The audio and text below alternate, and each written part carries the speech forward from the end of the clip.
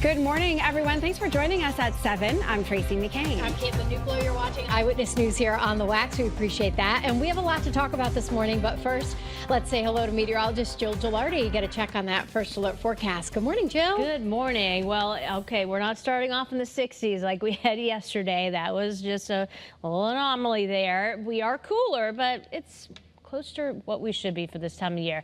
For example, it's 48 degrees in New London. There's just a couple of little scattered low-level clouds there in the distance. Look at this beautiful hue coming up out of Hartford. Sunrise is like about 10 minutes away. 45 there. So these numbers, okay, a little bit closer to normal. Here we go across our state.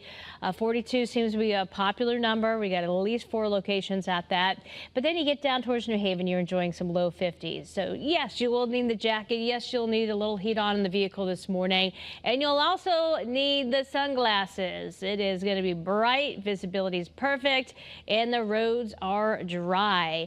And same goes for the kiddos out at the bus stops. They're going to need the jacket, but when they come home, I'm sure that it's either tied around their waist, stuffed in the backpack, or just holding on to it because it's going to be so mild this afternoon. We really get to enjoy some really nice weather today. But as mentioned, we do have another front coming our way, and rain is going to be coming our way for tonight into tomorrow morning. So yes, we're giving you that first alert, but by this time tomorrow morning, still could be some rain that we're tracking out there. So we'll go over the timing of it, and of course, we'll look at your complete first alert 7-day forecast coming up in the next 15 minutes from now. But let's get an update on traffic with Caitlin. Good morning to you. All right, good morning to you, Jill. Good morning, everyone. If you're just waking up with us here, 7:02, following a first alert. This could slow you down on your commute if you're traveling, say, towards Waterbury this morning. In Cheshire, we're dealing with a crash. Couple vehicles involved, 84 westbound.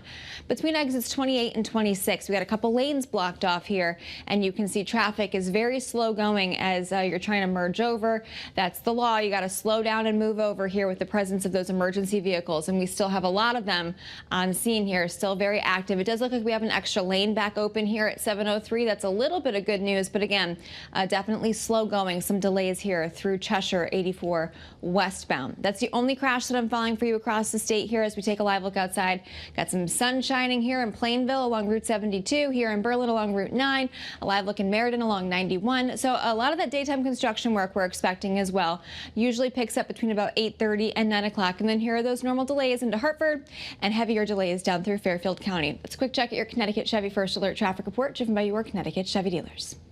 All right, Kate, thanks. It's 7:03 now, and we're on top of some breaking news from overnight. A Stratford man is in jail this morning on a murder charge after police say he stabbed his girlfriend to death last night. Investigators say he called police about 7 o'clock and told them that he stabbed his girlfriend and wanted to kill himself. Police say the suspect was arrested for a domestic violence situation involving that same victim earlier this year. Well, today, a big day expected in the Casa Diamantes trial. Jurors will begin the first full day of deliberations this morning after getting the case late yesterday afternoon. Yeah, we've been closely following this trial for you since it began a few weeks ago. Your reporter Taylor Knight live in our studio to explain how we got here and what's expected. Well, Diamantes is accused of steering no-bid contracts to help himself and his family while he oversaw school construction across Connecticut between 2018 and 2021. In closing arguments yesterday, prosecutors say that Diamantes was a corrupt public official. His attorney, though, told jurors, you may not like Diamantes, but you must follow the law. Prosecutors say Diamantes took tens of thousands of dollars in bribes and now faces decades in prison if found guilty on more than 20 counts of bribery and extortion. During the trial, one witness said that Diamantes was using that money to pay for his daughter's tuition and wedding. Prosecutors started their closing arguments yesterday by showing jurors how contractors paid Diamantes and said when they didn't pay him, Diamantes threatened them. Diamantes' attorney says that the government failed to prove its case. Your chief political reporter, Susan Raff, will be in the courtroom when a verdict comes down. We will have the latest on air and online at WFSB.com. Your reporter live in studio, Taylor Knight, Channel 3 Eyewitness News. Taylor, thank you. An update right now. The driver who police say caused a deadly crash on Albany Avenue in Hartford early Monday morning was fleeing a traffic stop. Police tell us the driver lost control of their vehicle and hit another man's car. killing him. This morning, there is a memorial with candles placed at the site of the crash in the victim's honor. We brought you this story as breaking news yesterday morning. The road was closed for hours, and neighbors described hearing tires screeching and then a loud boom. Well, this morning, Amazon says you should not have any trouble using some of your favorite apps and websites now that a massive outage has been resolved. The company says yesterday's outage was related to a system that's used to load websites and apps on the internet connected devices, and problems lasted for a few hours on social media, gaming sites, and even financial platforms. Right now, 2 people are safe. Police say they were held inside a hotel room at Foxwoods for hours yesterday. Police officers on the scene for hours. Multiple floors were shut down. They arrested the suspect in the afternoon, and this morning we're still waiting to learn the name of the person in custody. Today in Hampden, immigration advocates demanding justice after 8 people were detained at a car wash. They're expected to rally outside the police department looking for answers about what happened. Your reporter Anna Stansfield tells us about the growing frustration in that town since this happened. Hey, Tracey, Caitlin, good morning. Just last week, 8 people were detained from this car wash here behind me, just months after local legislators passed a new ordinance called the Welcoming City Ordinance, which says that immigrants in town should be safe. And after this raid, locals have a lot of questions. Before last week's raid, ICE contacted Hampden police, letting them know they were planning to raid this car wash. Now, some community members are asking, why didn't police do anything to shut it down after getting that heads up?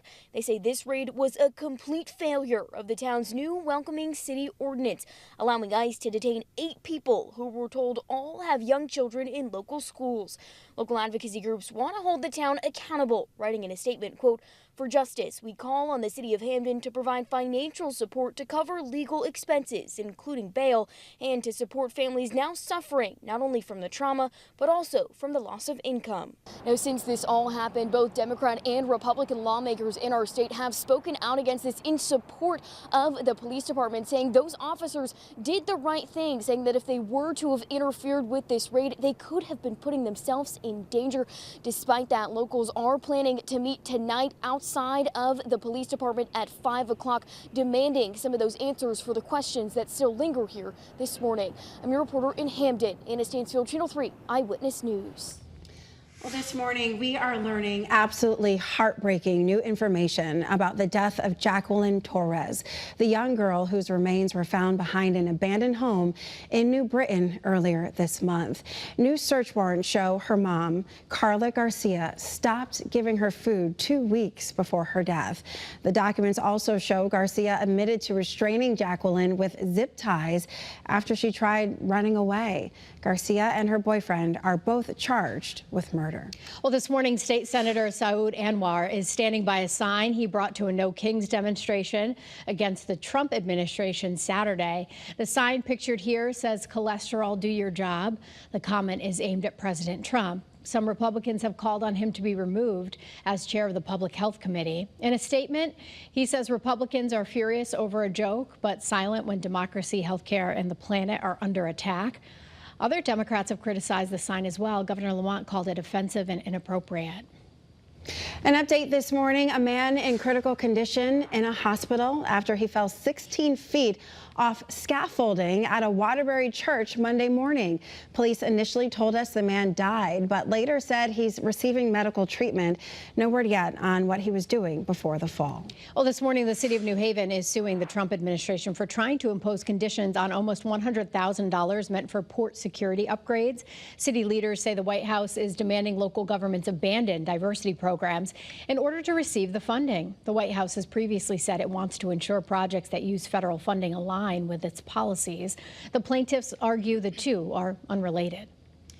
This morning, we're getting a closer look at the impact wrong-way detection systems have on traffic safety in our state. Yeah, the State Department of Transportation says systems have been activated 700 times already.